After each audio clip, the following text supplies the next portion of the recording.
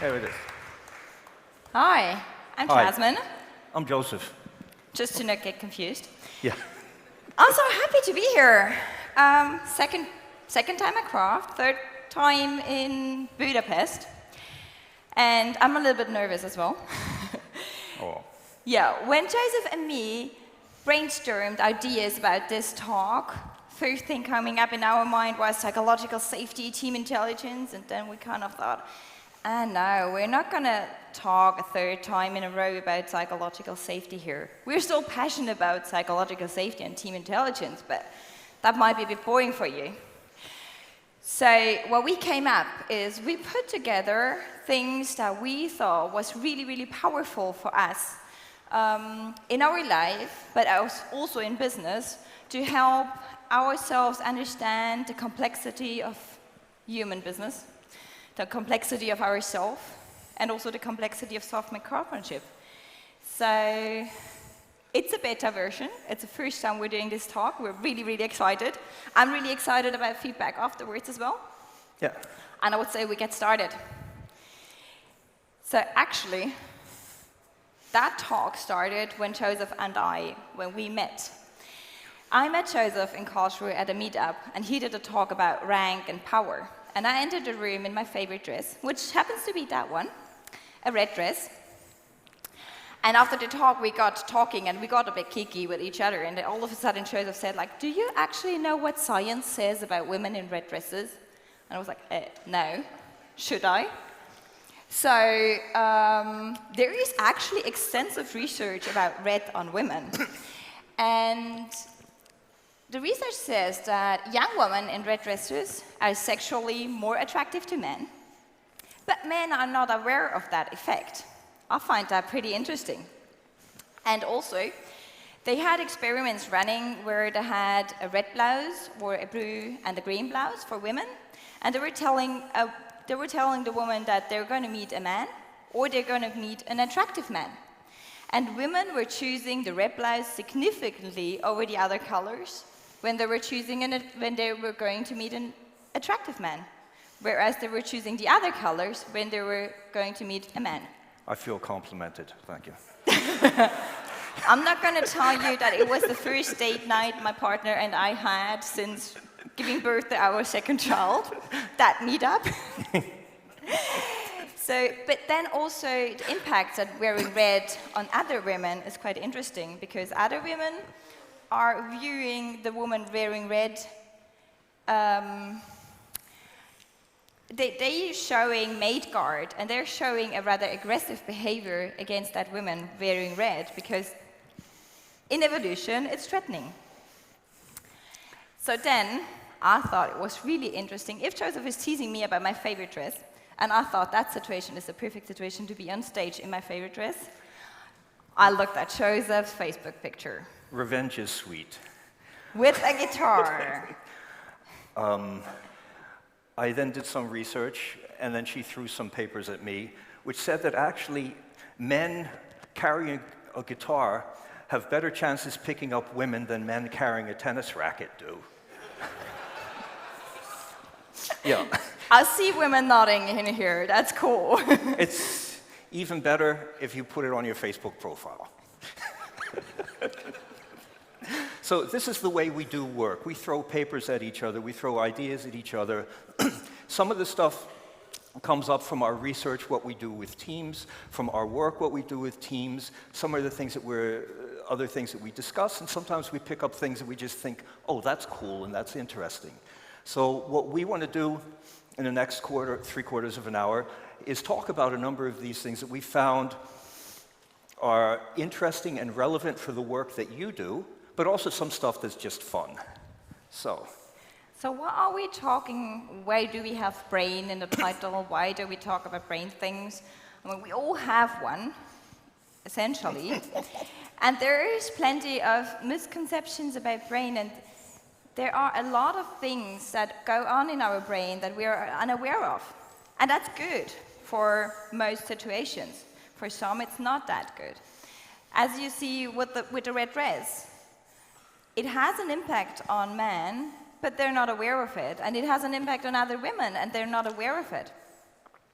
So sometimes it's really good to, or I think it's really interesting and good to dive a little bit deeper into things we're aware of or not. And I know back in school, I learned that we only use 10% of our brain, and 90% is somewhere. And that put actually quite a lot of pressure on me as a child, because I tried to figure out ways how to use the other 90% of my brain, and I just couldn't figure it out. Science, like research shows that 70% of US high school teachers still believe that we only use 10% of our brain. And our technique and neuroscience has advanced so much that we can actually say that's not true. We pretty much use all of our brain in kind of all situations. Even sleeping, we use more than 10% of our brain. So what is it that sometimes when you're working, you kind of go thinking, can't they use their brain? Why are they doing this? Sometimes I also think that about myself, but more often I think about others. And we'll dive a little bit deeper into that, why others don't use their brain later on. But it kind of comes down to willpower. And since I know the concept of willpower, I think it's so powerful. Of course, I learned about it at university, but I just rediscovered it last year. And rediscovering that concept of willpower has helped me so much and has helped my team so much. So what is willpower? At its essence, willpower is the ability to resist short-term temptation in order to meet long-term goals. So most of us associate willpower with healthy food choices or healthy lifestyle. So yes, it is choosing the apple over the cake. It's also choosing the apple over the cake. But it's in every kind of decision, choosing the thing that helps us to achieve our long-term goals. And that sometimes is not whatever helps us to be at ease with ourselves at the moment. It's not always the easiest thing. I just remember there's a new study that came out that said that men who look at attractive women do worse on a future discounting task. Men who view attractive women tend to concentrate more on short-term goals than the long-term consequences. This is the research that people do. So if we think about how many choices we do during the day and the number of choices, who would guess we do 20 choices a day? Who'd go for 50? Who would go for 100? 120? 160? 200? It's getting lower. 250? It's actually a little bit below that. So we do 227 choices a day at average. So it's 227 times you can choose to fulfill your long-term goals over your short-term goals. And willpower has been shown to determine academic performance over intelligence. So whether the student next to you was brighter than you didn't really determine his academic grades. It was willpower behind it. And if we go on beyond the academics, it also predicts good adjustment. Good adjustment is something all of us use when we're working. It predicts less pathology, so it predicts us staying healthier, interpersonal success, and also wealth. So willpower is really, really powerful. And research has put in a lot of effort to look around why there seems to be something around willpower that we can't access it always. So willpower seems to be something that we have, but we don't have in massive amounts. And there is one older but really interesting research where they had a room smelling of cookies, and they have had cookies and radishes on the table. The one group, they were not saying anything, they could eat whatever they wanted, and the other group was asked to eat radishes. Afterwards, they had to solve a very difficult puzzle. The group that had to use their willpower to not eat cookies and eat radishes did significantly worse in solving the difficult puzzle than the group that was allowed to eat cookies. So, meaning that if we have a limited amount of willpower, and willpower seems to kind of restore all the time, but we have a limited amount of time, we rather choose wisely what we want to use it on. Wait, there's a difference between cookies and radishes, and this is also important. Just to notice this here. Willpower is necessary to stay on a diet. Now, in order to keep a diet, you have to reduce your intake of sugar and carbohydrates. Unfortunately, what the brain needs as energy to process and to increase its willpower is sugar. That's my excuse. So the more decisions you take during a day, the more it interrogates your willpower. Essentially, that's also what supermarkets use. They will put you through fruit and vegetables and pasta and whatever else until the end you get to the sweets. And you have made so many choices before that you're more likely to put those sweets into your basket as well, because your willpower is just over. There is also very, very interesting research looking at churches in Israel. It was Israel. And they were looking how churches actually decide pro or cons people, victims. No, it's not victims in English. Decisions on parole. Prisoners that they might let out of prison early for being on good behavior. So, and churches usually have 2 breaks. They eat breakfast and they eat lunch. So in the beginning of the morning, they were deciding pro the prisoners going out in the world again at a rate of 65%. And at lunchtime, the percentage rate was 0. So the decision whether you leave the jail or not might just as well be based on when your hearing is. And if we put that, and the same happened after lunch. So it rose again to 65%, and it decreased to 0% by the time the day was finished. So when we actually put those findings into business, what my teams love to do sometimes is really like, oh, we have to take that important decisions, but we have so many meetings. Let us just work on our code until 4 o'clock in the afternoon and then try to decide up on this topic. That might work, but if your glucose level is low and you have taken so many decisions during the day, you're a lot more likely to decide pro status quo than against it. So your decision might just be based on what is the status quo, and to actually conserve that status quo than taking the right decision for your means. So I went a little bit into how can you actually boost your own willpower, but how can you actually also help your teams to boost willpower? And the first thing is really establish motivation. Now, motivation has to be a true motivation from inside. So it's a little bit beyond what we do with finding a vision for your product and finding a vision for your team. As an example, I pay a lot more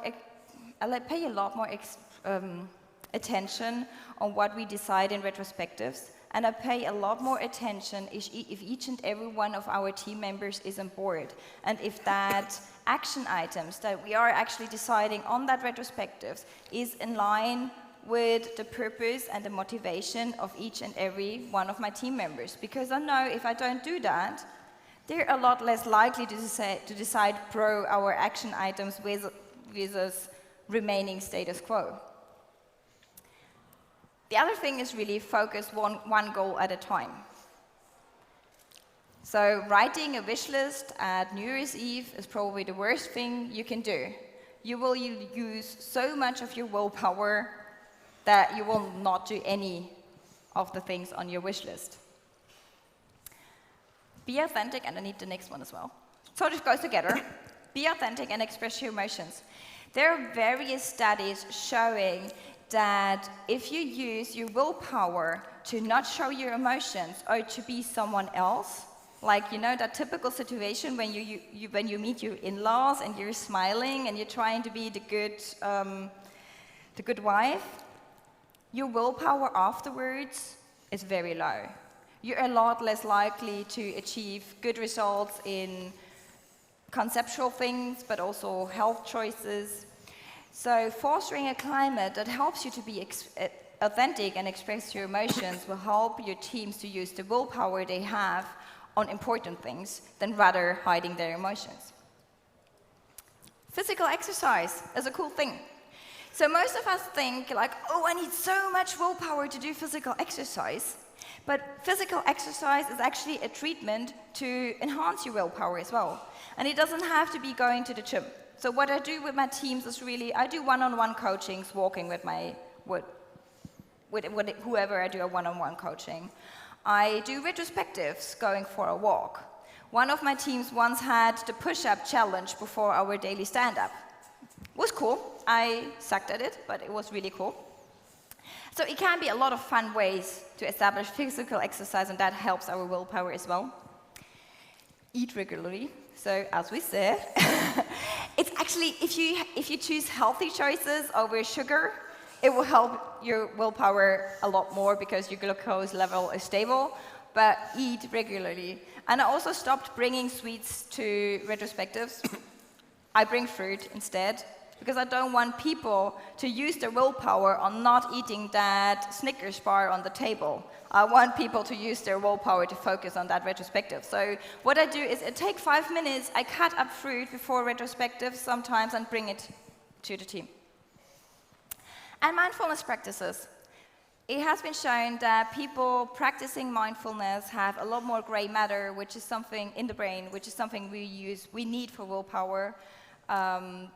They're better at deciding, they have more willpower. So let's talk a little bit more about making decisions. A couple weeks ago, I ended up in a Radisson. I don't know if you've ever seen these things when you've walked into hotels. Other guests in this room have participated in hanging their towels up to be reused, so you don't need a new towel every day. Do you know that you're being manipulated? Can you do the next slide? Some interesting research has been done on this in a number of different countries to find out what the exact text is that needs to be on there to get the most people to hang up their towels again. And the majority of guests in this room reuse their towels, tends to score highest on this. You're being manipulated all the time, and you don't even know it. So let's go on to the next. One thing, the first time I spoke at Craft, I did a keynote called The Psychological Aspects of Estimating. I thought a lot of it, talked a lot of it about there. Can you just go back for a second? And since then, I've been thinking more and trying different things out. And one thing that I realized is that there's a big discussion about relative estimating versus absolute estimating, which all of a sudden I realized it's actually nonsense because relative estimating is not estimating. Relative estimating is comparing. And when you start comparing, you get into a lot of interesting problems that psychologists have studied for a long time. One of the classic studies was done by Solomon Asch starting in 1951, and where he, let's go back, Yep. where what he did was got a number of college students in to say, let's compare. You have this one line on the right, and you say which of the lines, sorry, the one line on the left, which of the lines on the right is the same size? And what happened was there were 6 students there. One was a test subject. The other 5 were colleagues of Asch who were told all to give the wrong answer at certain times, just to see whether the one test subject would answer the same way, because the test subject was also set up that they were the one at the end who gave their answer last. And you found out that social compliance, social pressure to give an answer was extremely strong. I don't have the exact numbers in my head right now, but it's a major factor in influencing how we make our decisions. And yes, there's this theory that says with planning poker, everybody votes independently, but as soon as the numbers are out there, social compliance plays a role.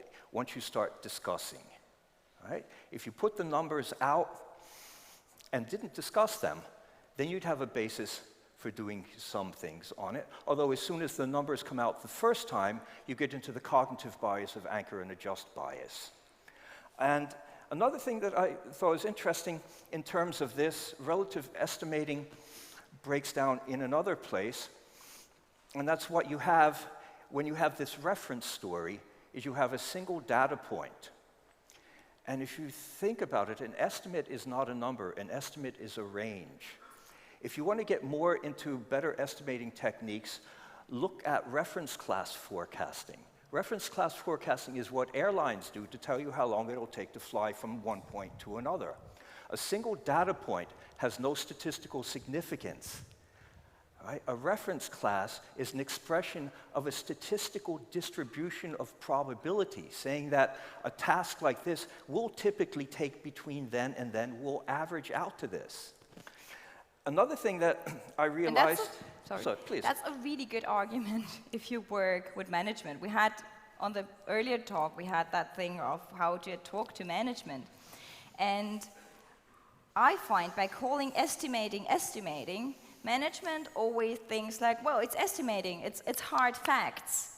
And if you say, well, we found out it's easier for us to compare, I don't care if we use estimating on comparison. Comparison works fine enough for the teams I support. And with most of them, I do t-shirt sizes. Some of them decided for dogs instead of t-shirt sizes. So we're comparing, and then I can also talk to the management easier that we have a range. It tells us that it is a range. It's not a single data point. Yeah. It gives you a lot more acceptance. Talk to finance people, talk to economists. They understand this. They're your allies in talking to management about it. So another thing that popped up, we were thinking through some old psychological memes that we wanted to talk about, and I thought it might be good to read the papers first, so I'm really sure what I'm talking about. And something popped up that I was reading on the way coming here on Wednesday that I realized was very powerful here, and that's 7 plus minus 2. I would recommend to you, you're geeks, Google for George Miller's paper on 7 plus minus 2 and find out what that actually is. 7 plus minus 2 is not the registers in short-term memory. It has nothing at all to do with team size. What Miller found out was in order to differentiate a unidimensional stimulus, to compare one thing. His example was to take a look, is a man higher, taller, or shorter than 1.80 meters? You need one bit of information, so one discriminator. He said the human mind can cope with 2.4 to 2.6 bits. Square that, and you find the maximum number of discriminators that you can use.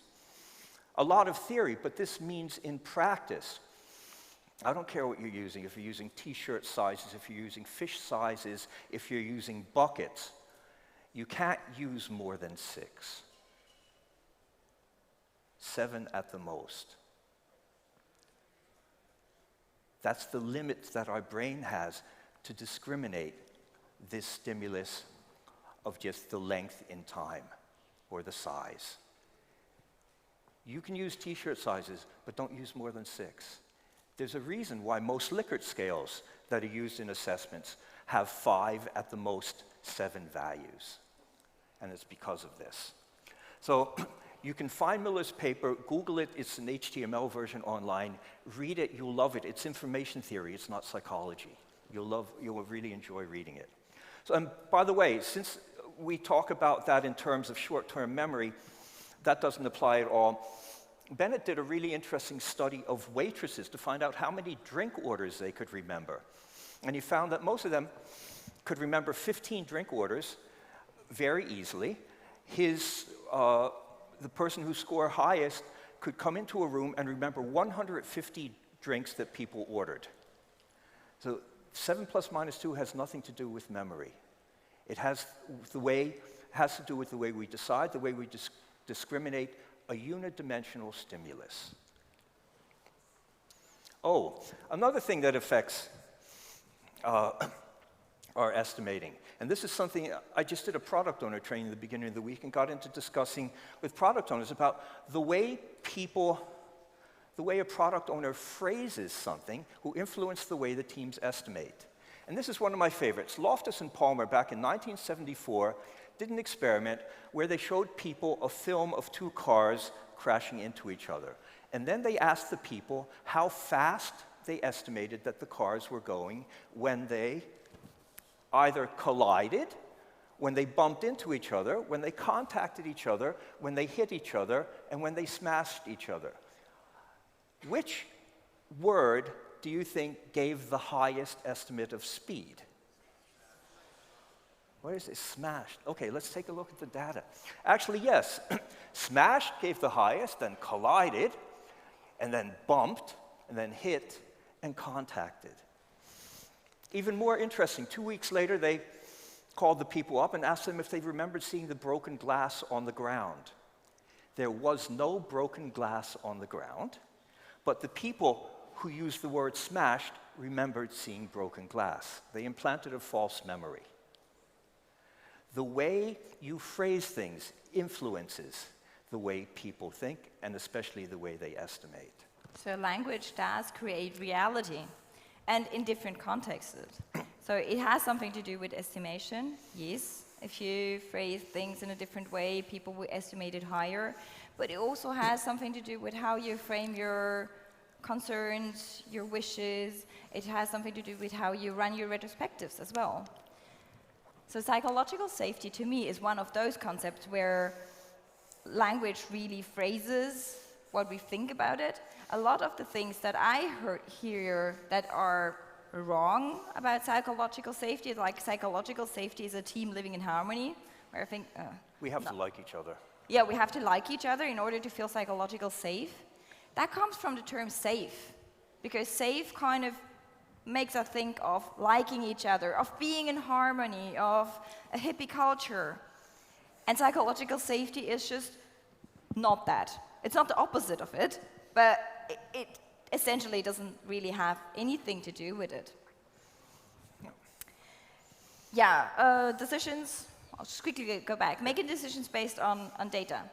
I was such a big fan of bringing data to retrospectives, of doing decisions based on data, and I was kind of pushing data onto my team all the time, and somehow that data didn't seem to be really relevant.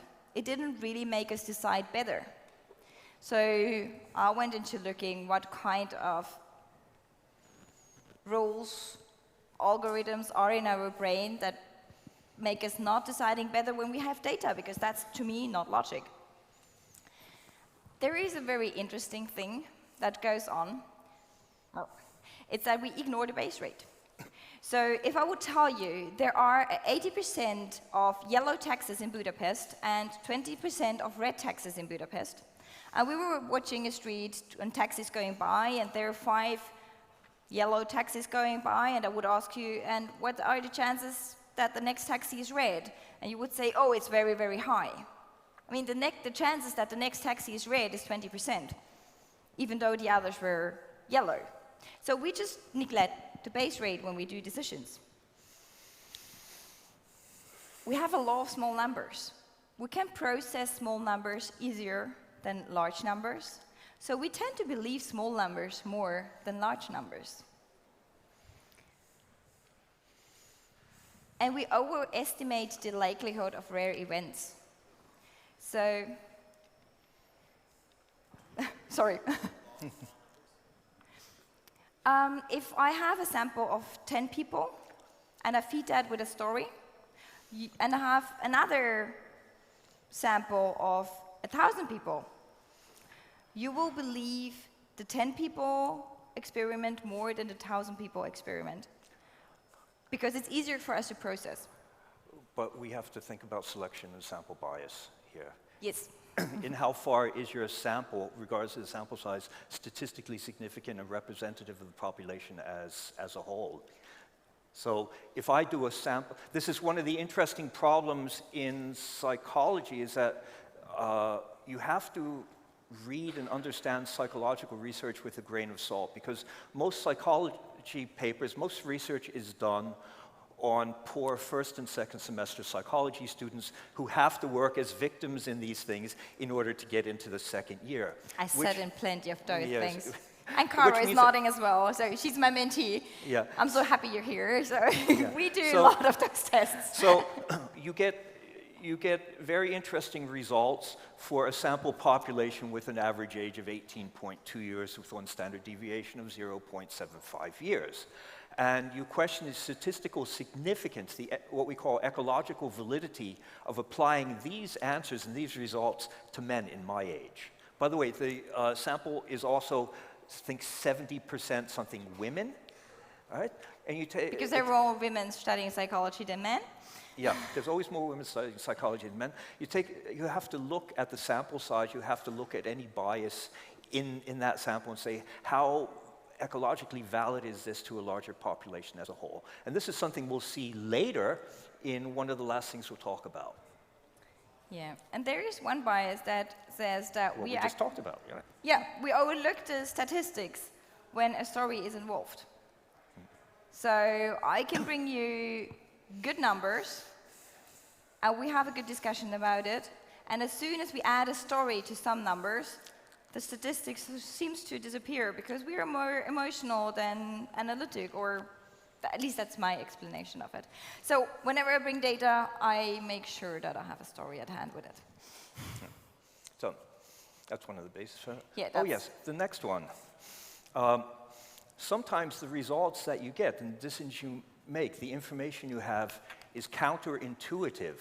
It's very difficult to understand the basis for that. I think one of the classics here, are you familiar with the Monty Hall problem?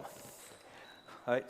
I don't want to go into too much detail about that, but for those who don't know this, Monty Hall was a game show host on a game show in the United States and would show someone 3 doors that were all closed. The person can choose which door that they thought a car was behind. Then he would choose another door and open it to show that there was a goat behind it. Then he asked the person, do you want to stay with your door or do you want to change doors? Most people stayed with their answer, although the higher probability of getting the car would be if you changed the door. This was so counterintuitive that was a very big, long fight. This is before the time of the internet, but big wars in newspapers and stuff about this. It's an interesting example of a result that's statistically valid, but totally counterintuitive to what we think. When Joseph told me about it, I tried to process it in my brain, and I really needed something to write down because my brain couldn't I handle didn't it. believe it either in the beginning until I actually wrote a simulation and run 1 million iterations on the simulation and saw the statistics for it.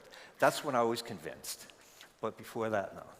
So the next section of our talk is the kind of thing that most of us think, well, I'm a human being, you are a human being, I kind of know how I work, so I kind of have to know how you work as well. So we're all a little bit of psychologists because we're all human, so I do have to know how you work as well. So Unfortunately, doesn't it's work not like that. always true. And now we get to probably one of the most famous, most quoted psychological effects, the Dunning-Kruger effect.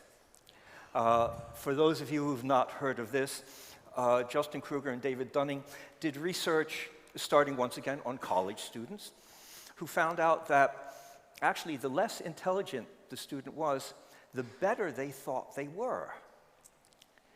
And it's very interesting.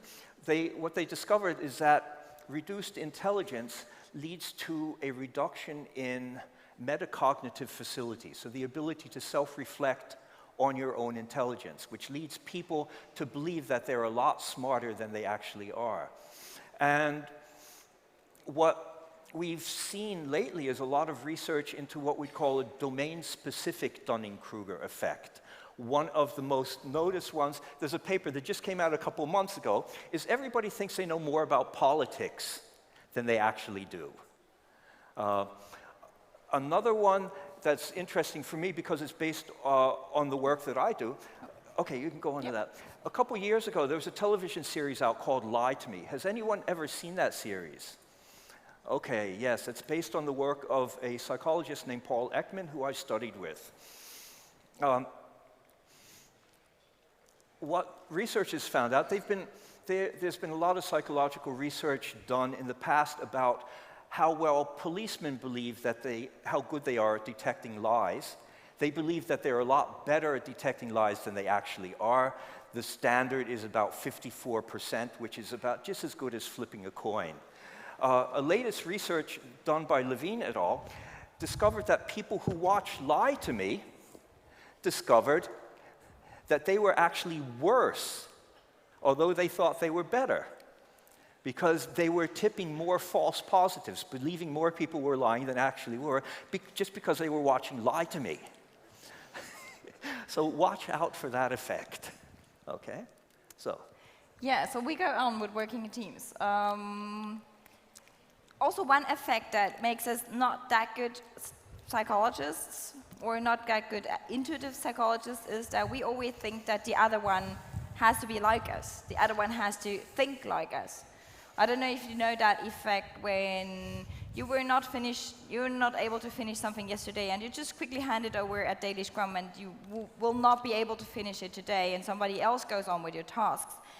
And you just mess it up, like, completely. And you think, what idiot? I had an idea behind it. How can he just not get my idea?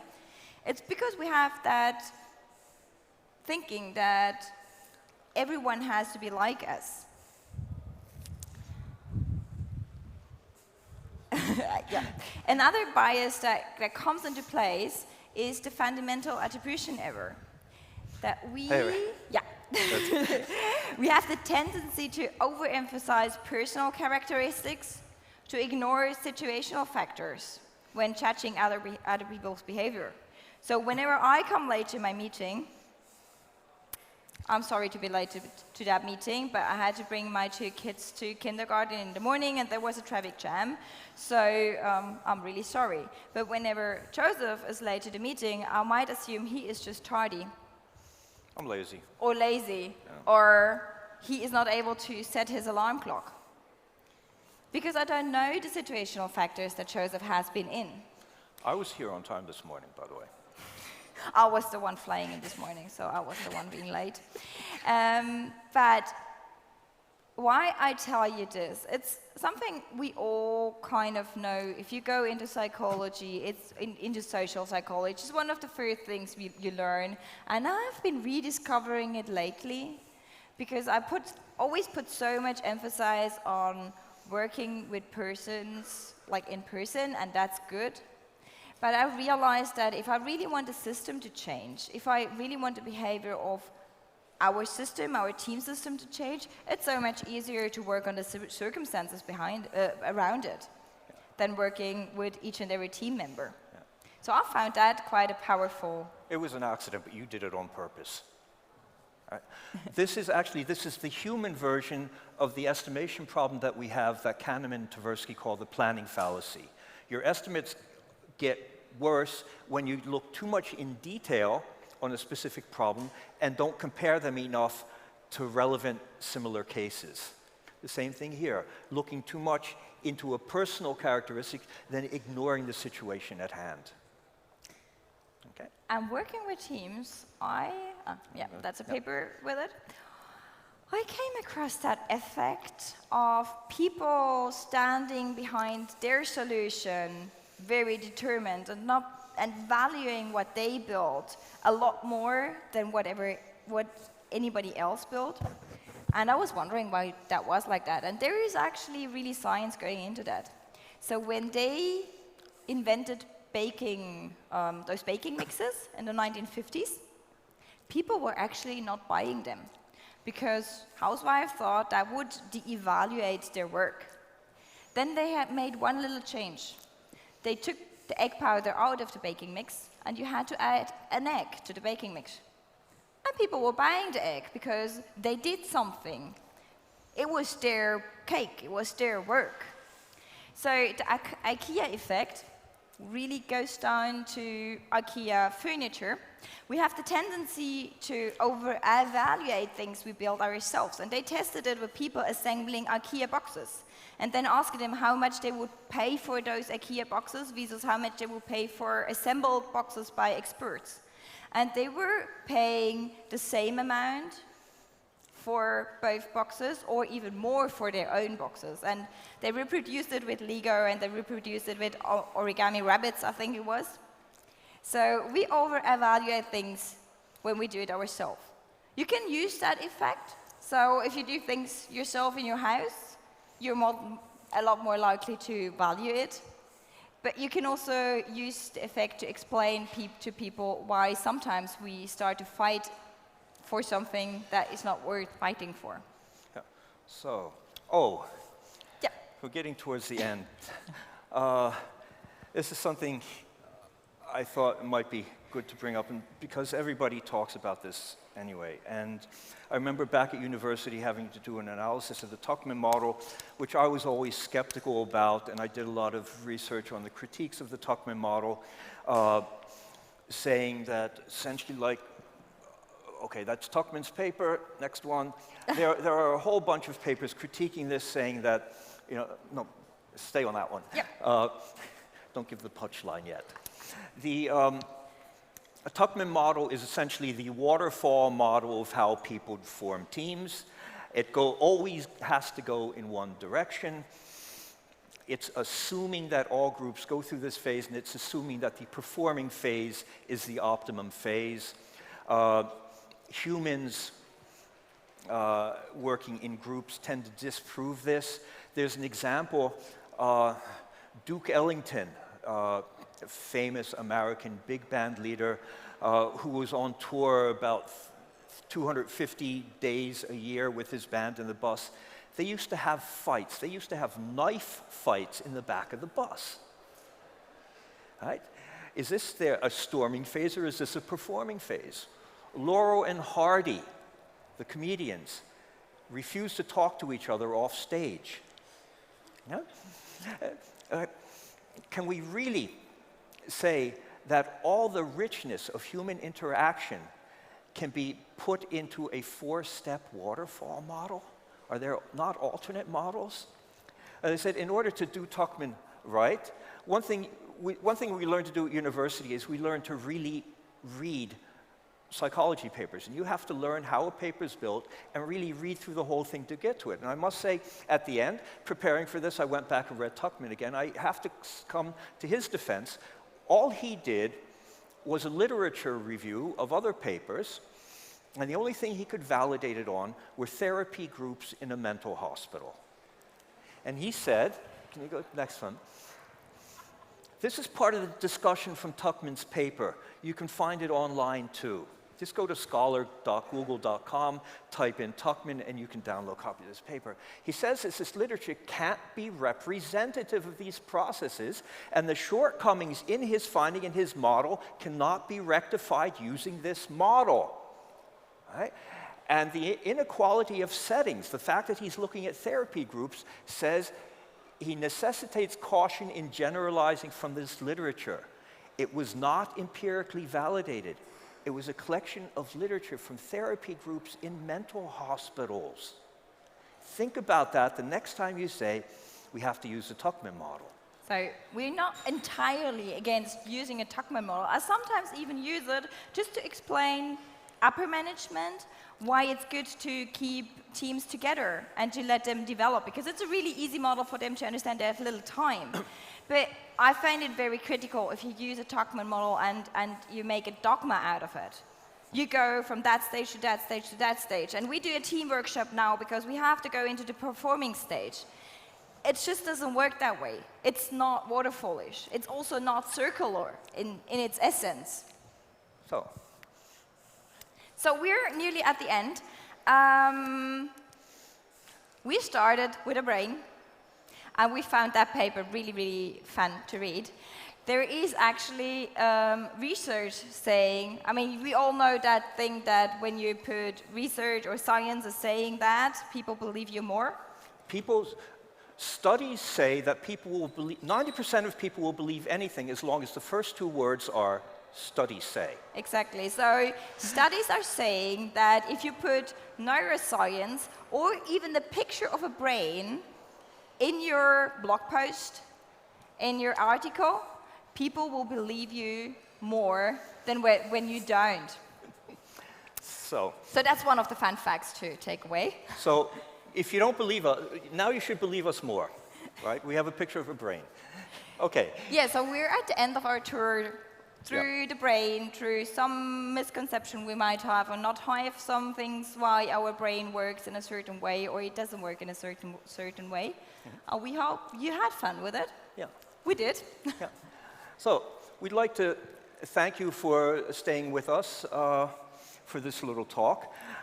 We do a lot of research on these type of things, and we're interested in making sure that when people talk about psychology, they know what they're talking about, and in pushing the scientific basis for this. If you're working in this field and you don't know how to get access to these papers, if you're interested in research in this field, get in touch with us. We're happy to help you. We're happy to support you in what you're doing because it's in all our best interest to clear up these myths and to get real scientific information out. And we'd like to also thank the people who helped us do this talk. These are some of the references that we used for this. We have some more references. And some more references. And even some more references. And I left it at 4 pages, but there's a lot of real research out here, okay? Thank you very much.